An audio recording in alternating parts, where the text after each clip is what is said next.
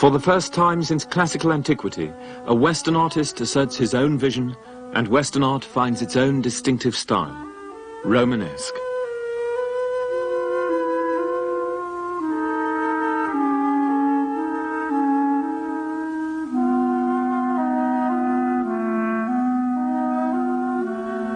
Although the Roman Empire was conquered by the barbarians and the lands of Western Europe were overrun by pagan tribes in the Dark Ages, Roman civilization, and above all Roman Christianity, triumphed in the long run. Converted to the new faith, the former barbarians became the heirs of Rome and the founders of modern Europe.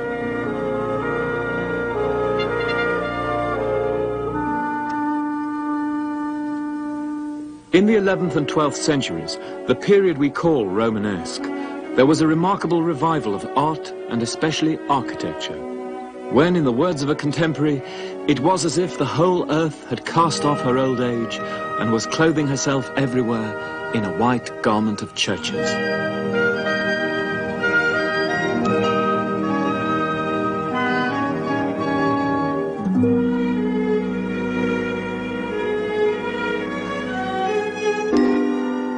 Two of the most powerful forces moulding the development of Romanesque art and architecture were pilgrimage and the monastic movement.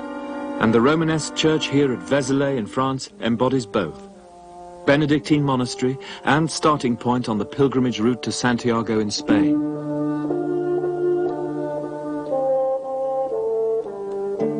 The story of Vézelay echoes the story of Europe during the crucial years of transition between the 9th century and the 12th.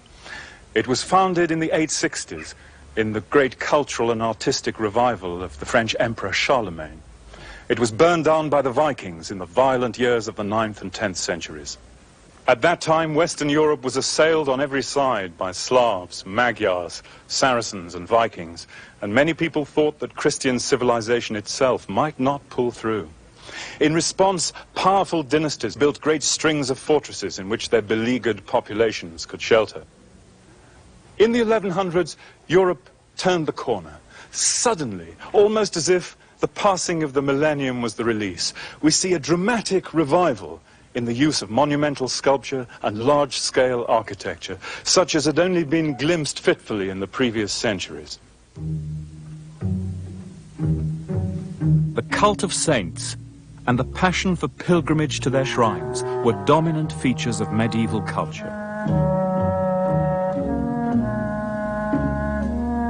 One of the most famous was the pilgrimage to Santiago in Spain, because the church was believed to house one of the sacred relics of Christendom, the bones of St. James, Santiago in Spanish, one of Christ's 12 apostles.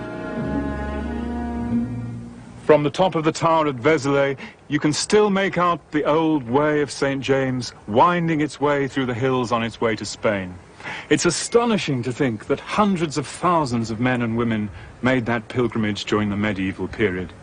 They undertook such arduous journeys for a multitude of reasons: to plead for divine help, to ask for the cure of illness, to give thanks for favors given, to ask for penance for their sins.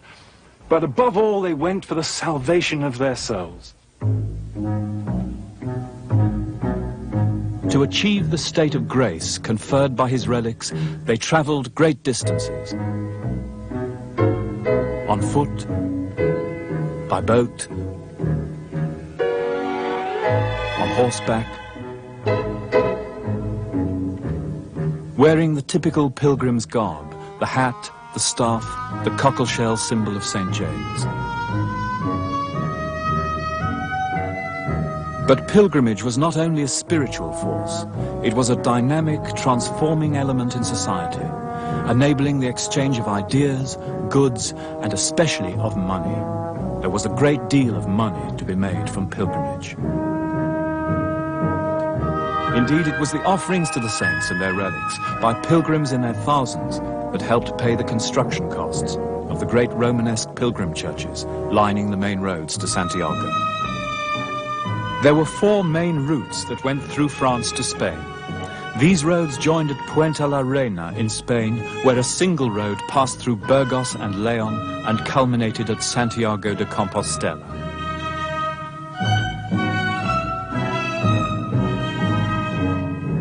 In the center of France, the major starting point was the Church of Mary Magdalene at Vézelay. This great Romanesque abbey church at Vézelay, in the heart of Burgundy, is built far too large for the needs of its local population. Paul Crossley is a distinguished architectural historian whose special interest is Romanesque and Gothic architecture. It served primarily two functions.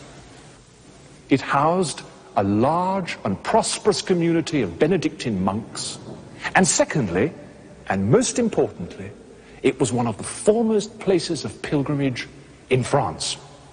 For here was contained the relics of St. Mary Magdalene. Thousands of pilgrims came through the western portals of this church, and they found themselves in a sacred way.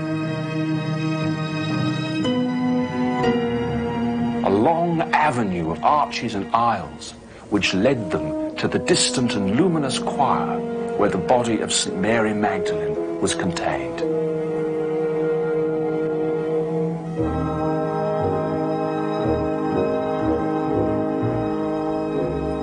To the devout medieval Christian, a holy relic had the power to perform miracles. Even the tiniest fragment of the body of a saint encased in its reliquary represented the power, the presence of the saint. Much of the art of the time was geared to the cult of saints and their relics. Medieval artists lavished their skill on these reliquaries. Only the most precious jewels and workmanship were considered worthy to hold, for example, a splinter of wood from the cross of the crucifixion, or the skull of St. John the Baptist, or the cloak of the Virgin Mary, or the arm of a bishop, or a saint.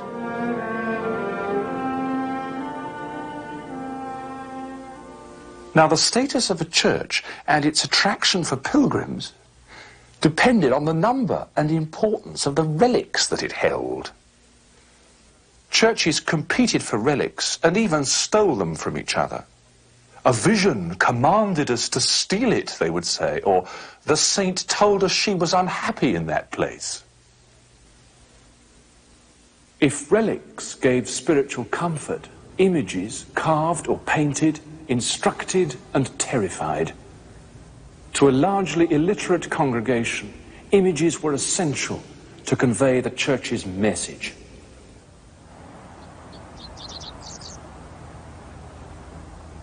In Burgundy, Autun Cathedral is one of the most important pilgrimage churches on the route to Santiago.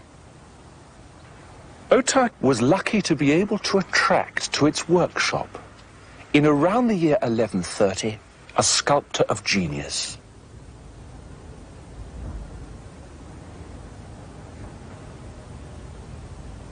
We know his name, which is a rarity in the largely anonymous art of the early Middle Ages. He was called Gislibertus, and he signed himself, Gislibertus hoc fecit. Gislibertus did this. He has a style distinctly his own, vivid and with a feeling for expressive detail unprecedented in Romanesque sculpture. His tympanum shows the Last Judgment, and in the center is the serene figure of Christ the Judge, the focus around which the whole composition of the tympanum turns. At its edges, angels blow the final trumpets. On Christ's right-hand side are the saved. One of them wears the cockleshell badge of St. James to prove that his soul had been redeemed by making a pilgrimage to Santiago. Little souls are already being received by angels. On his left-hand side are the damned.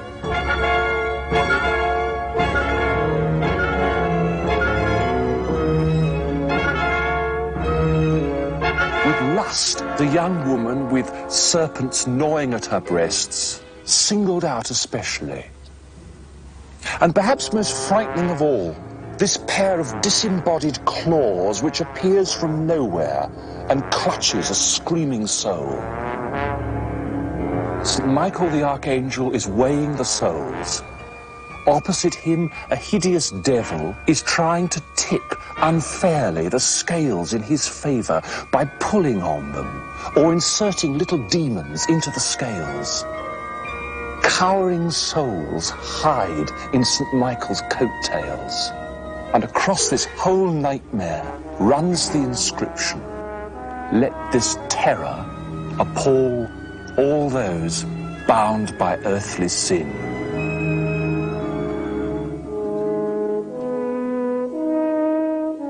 This figure of Eve is one of the first monumental nudes of the Middle Ages.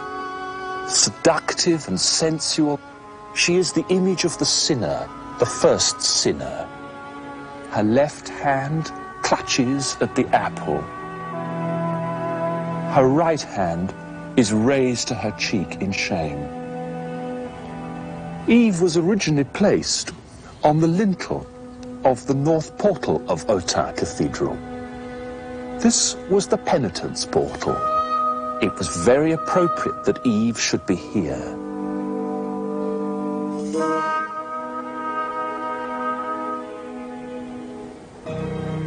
All the capitals with narrative scenes on them are carved by Gislibertus. Gislibertus shows us here, for example, the adoration of the Magi, cut in deep relief, often using the drill to create charming effects of texture and surface. Around the corner of the capital, St. Joseph sits a little disconsolate. Another scene shows the flight into Egypt.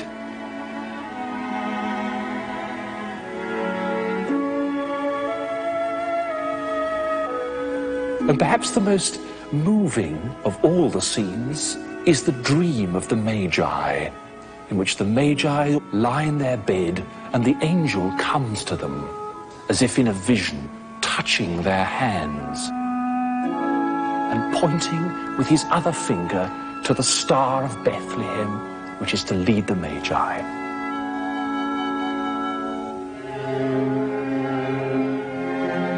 Gislibertus's most dramatic composition is this one, the Suicide of Judas, where the screaming devils are even pulling on Judas's rope to hasten his death.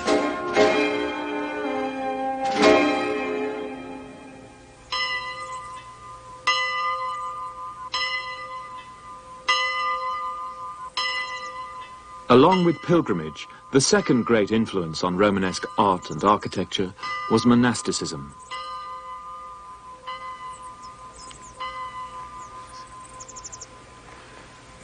The monastic ideal had long been a spiritual goal of humankind, from the farthest reaches of Ireland to the high Himalaya. But Western monasticism only really began after the fall of the Roman Empire in response to the collapse of political power. Self-contained, self-sufficient communities cut off from the world.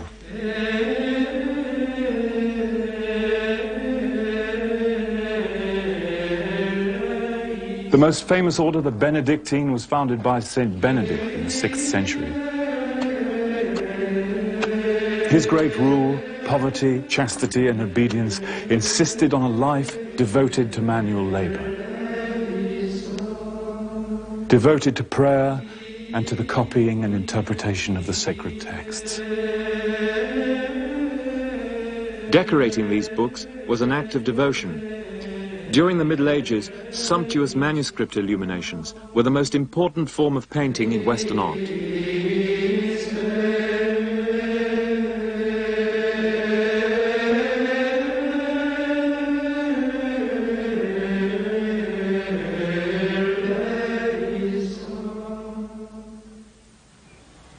By 1100, Endowed with massive grants of land from kings and nobles, the great orders, the Benedictine, the Cluniac, the Cistercian, held virtual monastic empires across Europe, powerful patrons of art and architecture.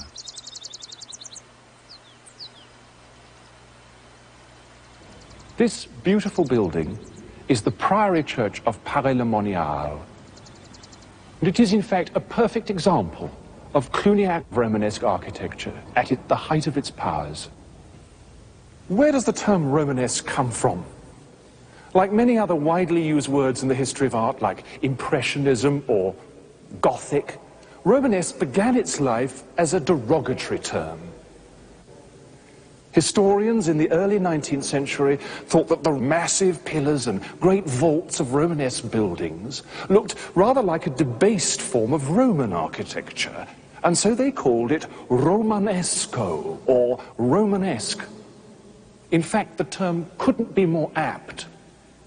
For early medieval patrons and architects were constantly looking back to the glories of the classical Roman past, trying to build in the classical language of architecture in Christian form. But to 4th century Christians, it was a practical matter. Needing places of worship, they took over the long Roman basilica, which became the standard form for Christian architects in the West. Gradually, over the centuries, these architects transformed the Roman form. They first added a great transept to it, thus making the church into a symbolic cross shape. At the west end of the building, they added towers, breaking up the horizontal silhouette of the basilica with vertical forms. At the east end, they retained the Roman apse, but made choirs more sophisticated with radiating chapels. And inside the building, they broke up the simple walls of the Roman basilica with openings for the galleries and for the windows. And instead of the flat wooden roofs of the early basilicas, they used Roman-style vaults. Pour vos parents et vos amis, un signe de l'amour de Dieu, veuillez échanger vos consentements. Pascal, veux-tu être Oui. In the Middle Ages, Paray-le-Monial would never have been used for weddings, but nevertheless, the Cluniac monks did encourage a large lay congregation. But this church is not just a superb example of monastic architecture.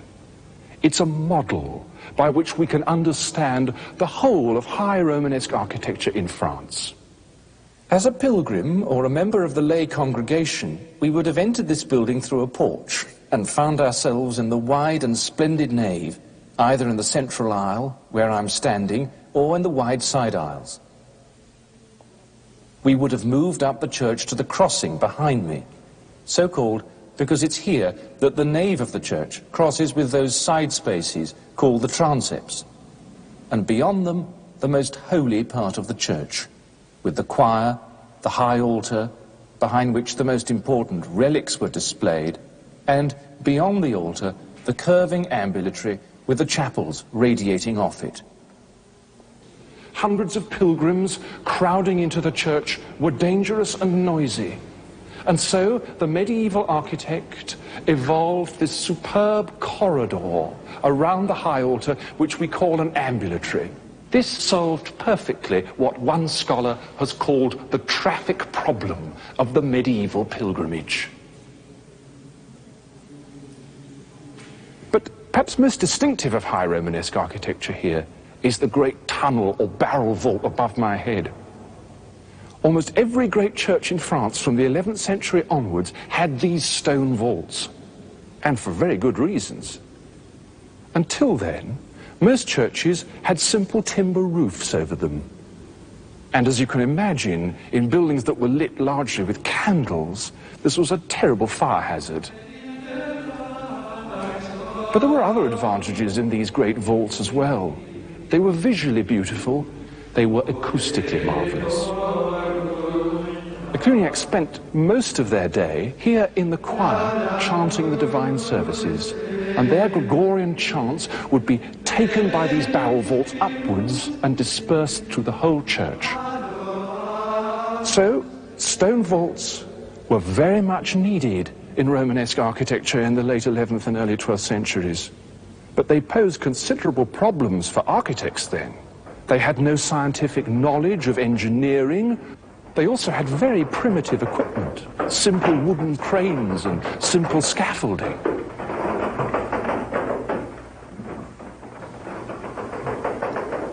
There were bound to be failures. Vaults often collapsed in the Middle Ages.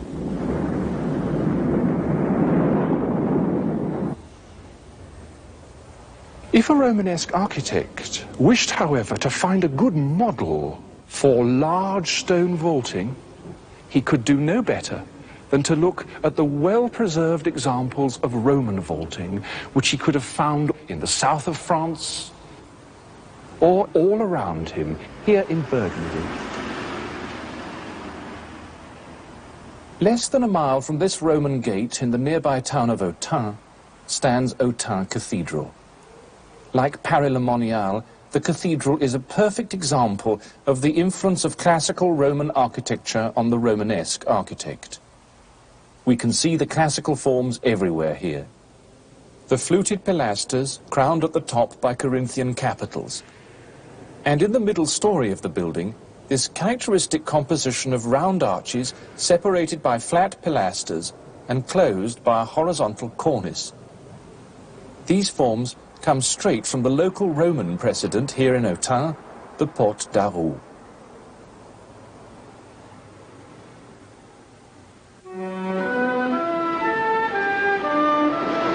The Romanesque style spread right across Europe. In 1066, it crossed the English Channel with the Norman conquest of England.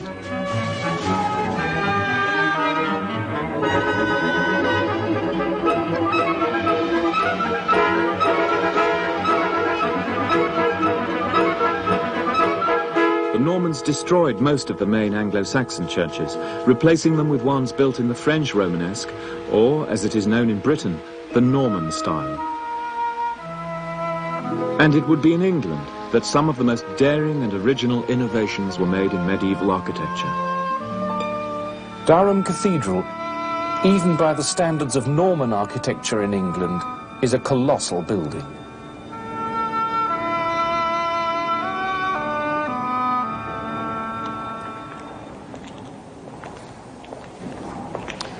Durham Cathedral was begun in 1093 on the sort of scale and grandeur common to many great Norman cathedrals of England in the late 11th century. Durham is a masterpiece of structure, and that makes it in a way a slightly ambiguous building, because Durham is undoubtedly a Romanesque church. And in fact, it is a massive Romanesque building, one of the largest, but it also has Gothic elements in it. In the 19th century, archaeologists define the Gothic style as having three essential characteristics: the pointed arch, the ribbed vault, and the flying buttress. And Durham has got all three of these. It's got pointed arches in the nave of the building. Durham's also got ribbed vaults. In fact, it's perhaps one of the first buildings in Europe consistently to use rib vaults throughout the whole structure.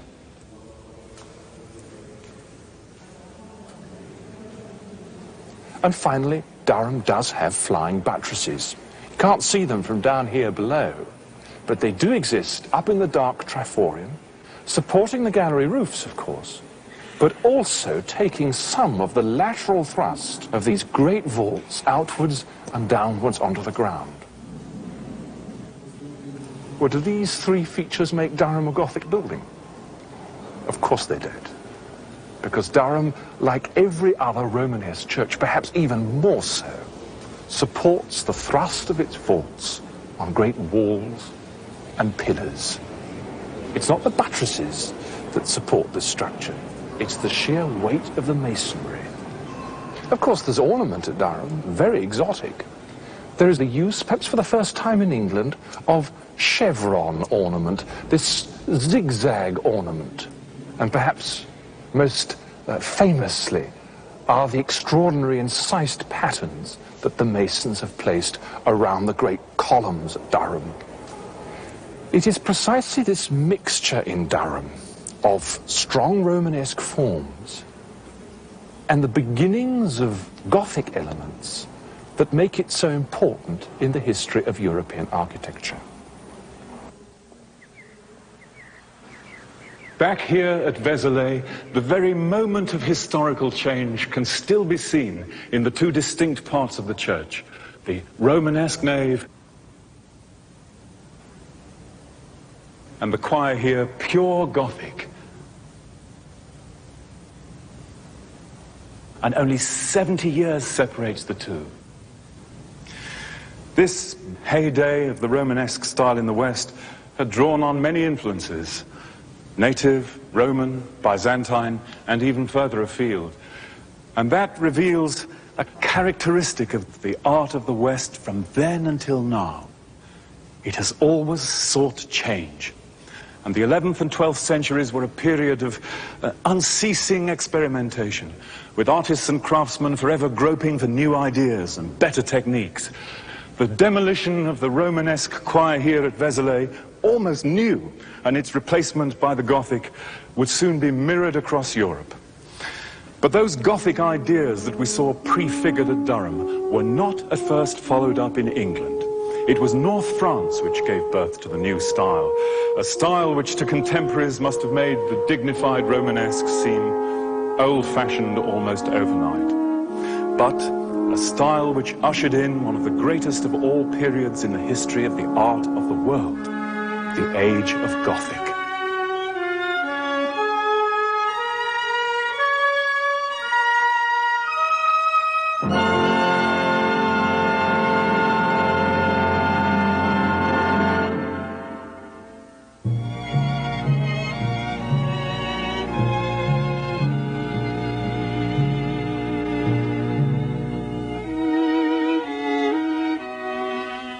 (1145).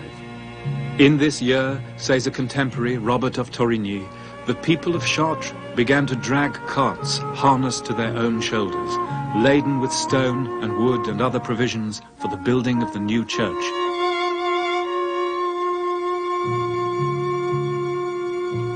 The silence only broken by their cries to God for forgiveness of their sins.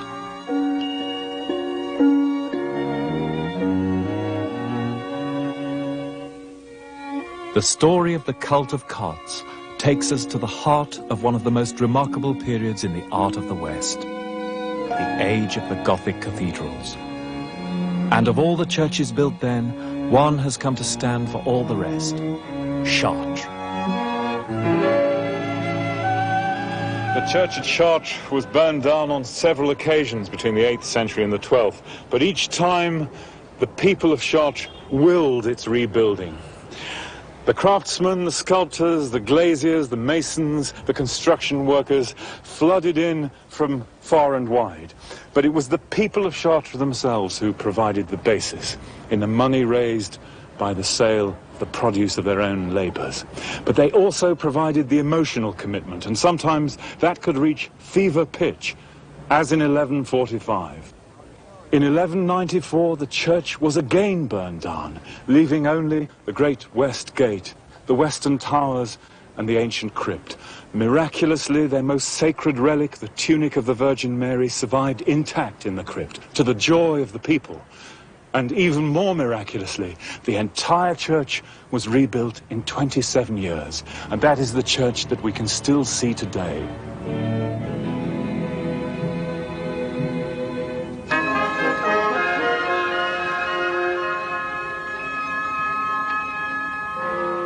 Now, what the cathedral meant to the people who lived in these streets in the 13th century is very different from what it means today. Then the cathedral was not only the center of spiritual life, it was the focus of civic pride, and daily life literally revolved around it. As in many medieval towns, The western gates of the cathedral formed one side of a great open square. In the Middle Ages, this was the place where the townspeople could meet the farmers and the produce of the countryside could be bought and sold. Here, too, they could mingle with tinkers and peddlers, salt sellers, dealers in relics, and the whole gallery of nefarious characters who thronged the roads of Christendom at that time.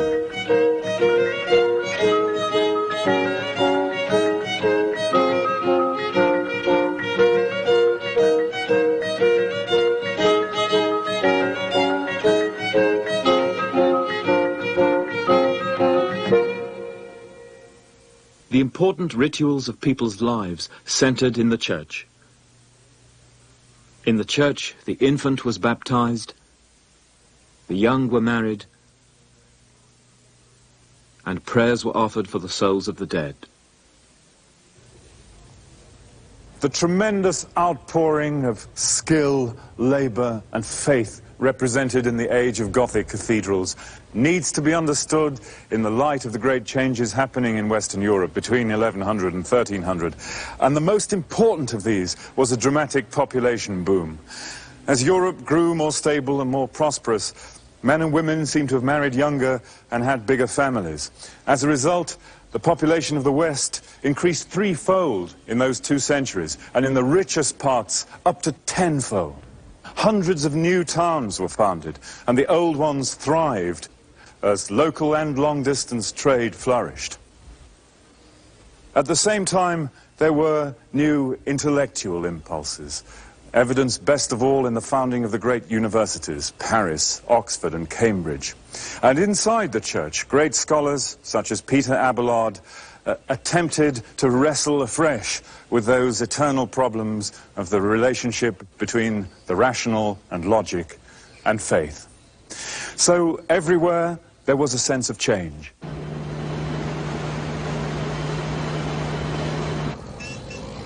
Nowhere is this sense of change revealed more dramatically than in architecture.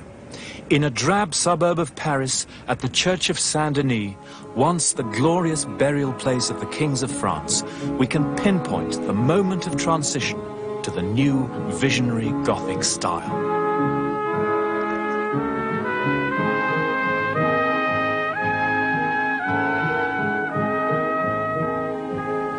It's very rare in the history of Western architecture when we can see a new style born in a new place, in one monument, at a very specific moment in time. But such is the case here, where, for the very first time, the Gothic style was created. William Clark is an art historian who has made new contributions to our knowledge of Saint-Denis and Chartres. The new style of architecture is characterized by these tall, thin columns, their foliage capitals that lift up the now even ceiling height, a network of pointed arches and rib vaults. These things had been used before, but what's new, indeed unique here at Saint-Denis, is the new sense of the organization of the space. The divisions are now played down in favor of an overall unified space that flows from one side of the building to the other. The differences from Romanesque architecture are clear. Romanesque architecture had massive, heavy, thick walls and divided spaces. Here at Saint-Denis, the divisions between units, like the walls between the radiating chapels, have simply disappeared in favor of this vast expanse of space that seems to float around us. And it's filled with light.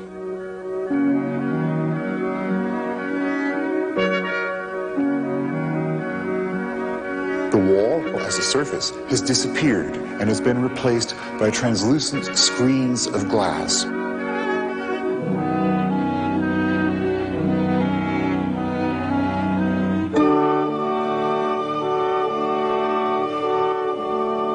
All this was due to the influence of one of the most extraordinary people in 12th century France, the man who conceived the new building, Abbot Suger of Saint-Denis.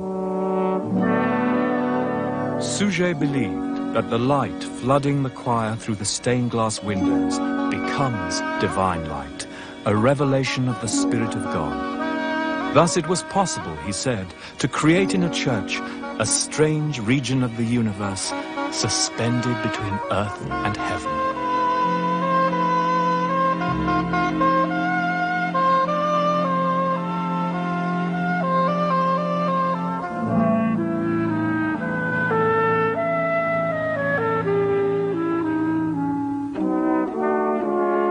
Suger also placed gold and jeweled objects everywhere in his church, for these too were felt to reflect the divine light.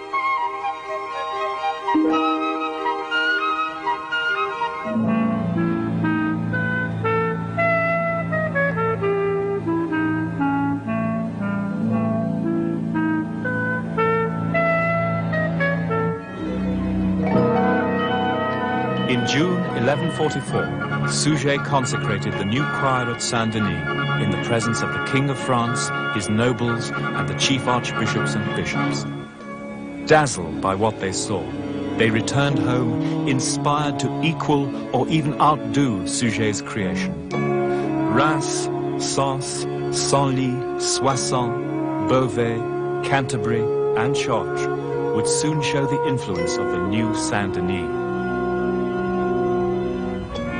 The medieval cathedral was the focus of popular pride and intense rivalry, for the prestige and importance of a town was determined to a large extent by the size and height and beauty of its cathedral.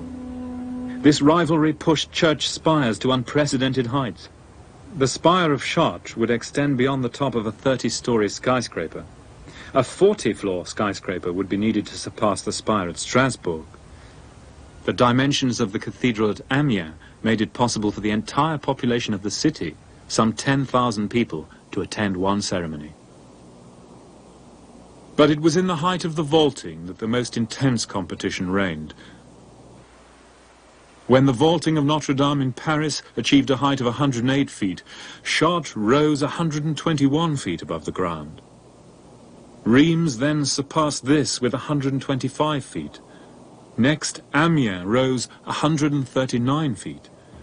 Finally, Beauvais Cathedral, which would have beaten them all with a vault of 158 feet, went beyond the limits of safety and medieval engineering skill, and the walls of the choir collapsed.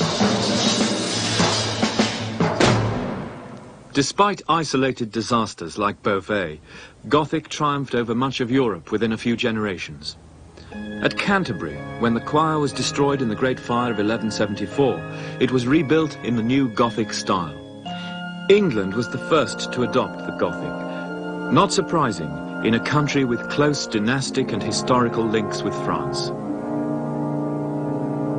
But English architects always tended to go their own way, favouring length over height, evolving their own forms, often by deliberately misinterpreting their French models. By the early 14th century, at Wells Cathedral, the deep-rooted English tendency toward architectural fantasy broke free, producing daring innovation. Most striking and eccentric are the massive strainer arches added to reinforce the supports of the crossing tower.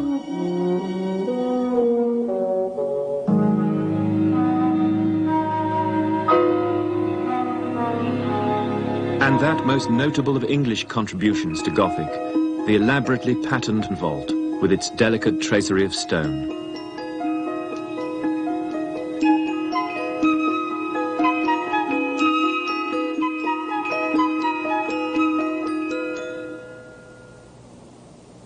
During the heyday of Gothic, hundreds of cathedrals and thousands of churches were built across Europe.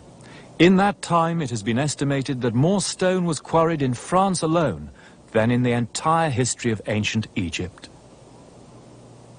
At the heart of Gothic was a combination of all the arts, transformed by religious faith into a mystical vision. And it is at Chartres that these elements are felt to have achieved their greatest harmony. The west front of Chartres, the so-called Royal Portal, is the only group to survive the calamitous fire of 1194. The faithful were greeted by rows of Old Testament kings and queens, recalling the biblical ancestry claimed by the 12th century French kings.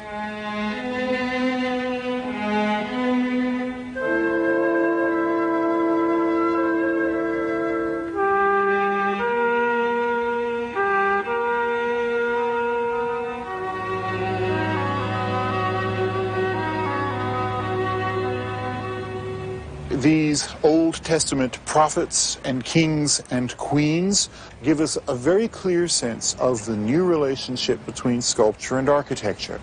They stand away from their architectural background. They float serenely in space, touching neither the bottom nor the top.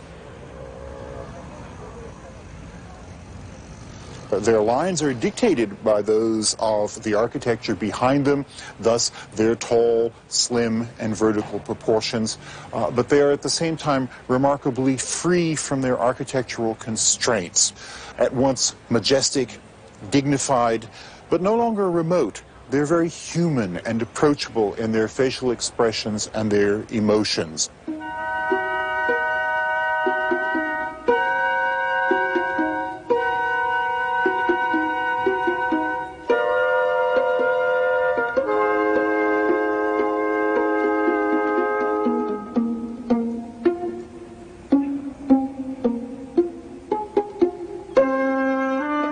Up above in the tympanum, we have Christ in majesty with the four evangelist symbols.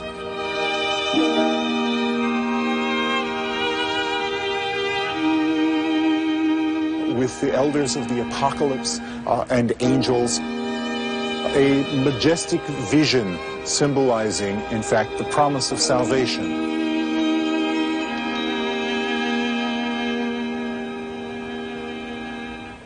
Unlike the teeming and crowded tympanum of Saint-Lazare at Autun, whose subject was the Last Judgment in all its terrifying detail, here we have the promise of salvation and a serenity and a majesty and above all an approachable humanity that animates the sculpture here.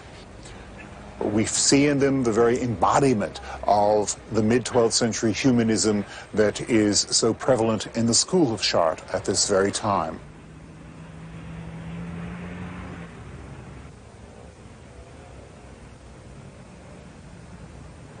One of the most exciting things that happens at Chartres is that you can move from the west front to the north transept and you change completely the sense of style in the sculpture. A complete change that's taken place in the attitude towards the human body. These figures are now much freer and seem to move.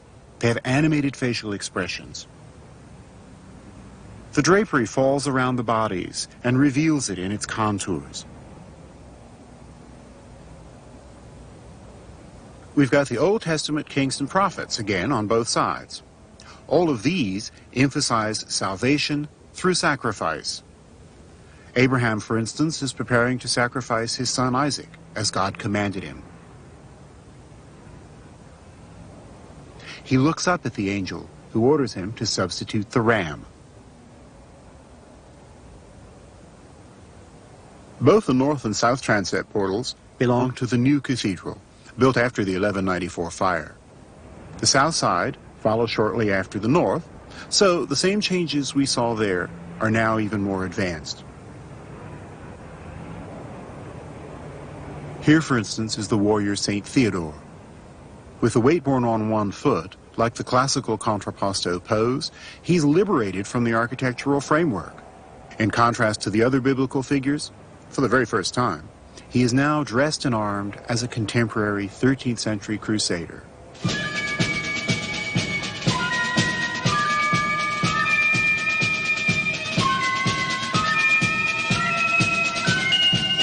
The human form and its natural depiction, now sanctioned by the Church, released the creative energies of the Gothic sculptor. Soon, a great variety of individualized figures blossomed on cathedrals, not only in France, but all over Europe.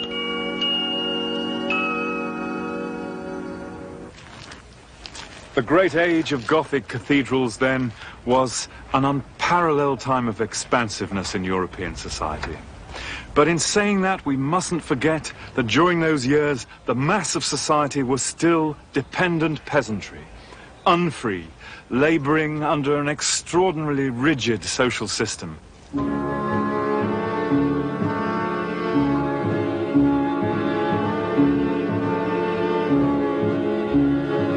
It was perhaps because their lives were so harsh that the cathedral meant so much to them. There could hardly be a greater contrast between the squalid conditions of their lives and the splendor of the cathedral to which they quite literally looked up.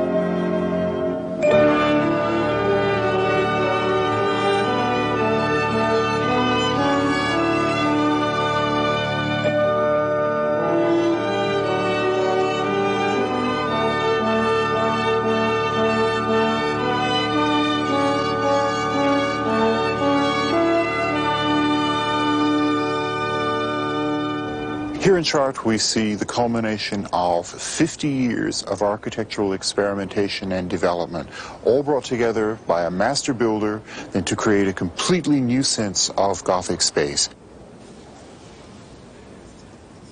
We start at the floor with those tall, lean pillars that rise majestically from the floor, uninterrupted, towards their capitals and their arcades, and on the front side, directly towards the vaults. The second level is that horizontal wall passage that provides a little relief from the vertical, and that prepares us for the most spectacular achievement at Chartres, those enormous clerestory windows. Windows that are as tall as the arches below, and windows that take up the full expanse of the wall. That marks it as the beginning of the classic age of French Gothic cathedrals, the period that we call the High Gothic.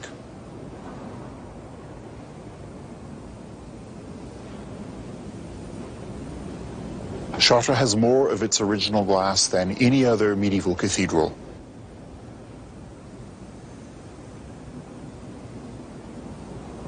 What makes possible the size of those windows and the openness of that wall is, in fact, the last major structural advance in Gothic architecture, the external flying buttresses that take all the weight and the pressures from the vaults, from the timber roof, and transfer it away from the wall directly into the ground. Romanesque architecture doesn't have this advantage. There, we have short, heavy piers, thick walls with small windows, round arches, and groin vaults, creating solid but not very tall buildings. In the Gothic church, the walls do not carry the whole weight of the structure. The inner piers are slim and narrow. The rib vaults are thin under a tall timber roof. Massive windows take up most of the wall. This openness was possible because the structural support has been moved to the outside. Massive upright piers surround the building. Giant arches, like great arms, spring from them to resist the pressures of weight and wind.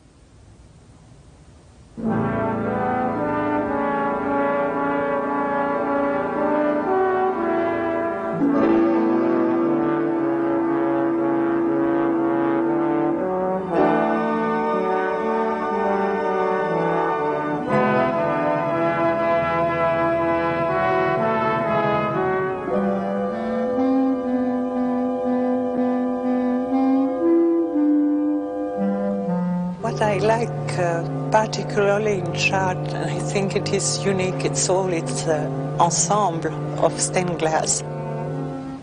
It gives an atmosphere, it gives really what the people of the time wanted to be.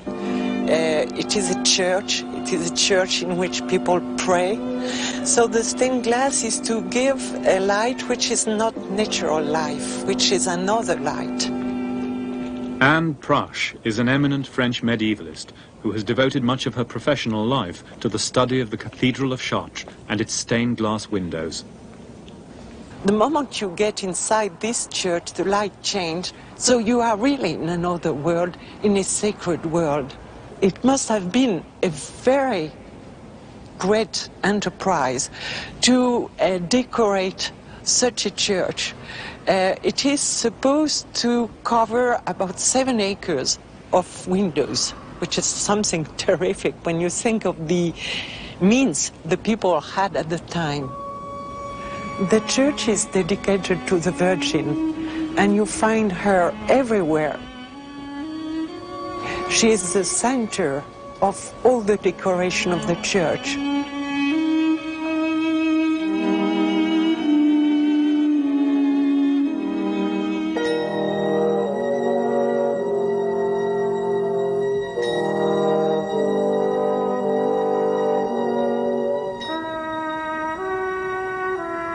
If you look at the central window on the west facade, which is the larger window ever made in the 12th century, 11 meters, something like 30 feet high, you have a great composition, a kind of decoration just as you could see on murals or on tapestries or on great mosaics.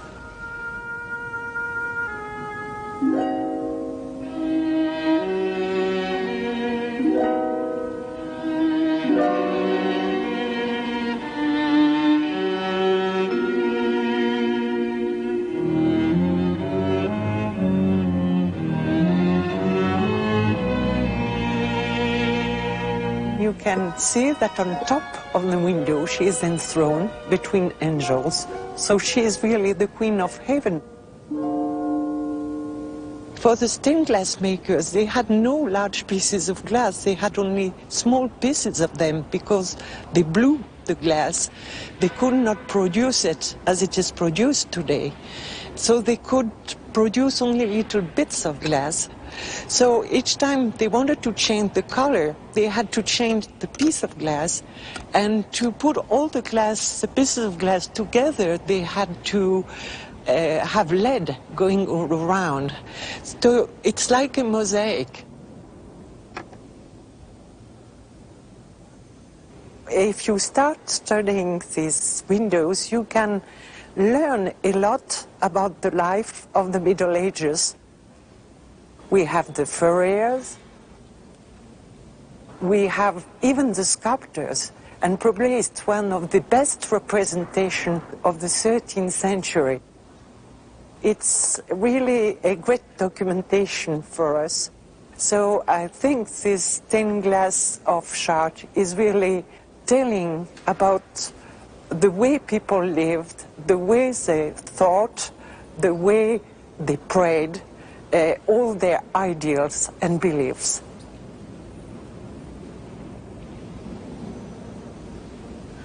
The cathedrals of the Gothic age, like Chartres, were indeed, as Abbot Suger had said, new works suffused by a new light. In that combination of soaring stonework, sculpture, and painted glass, they had created an art to set beside and even to surpass the works of classical antiquity.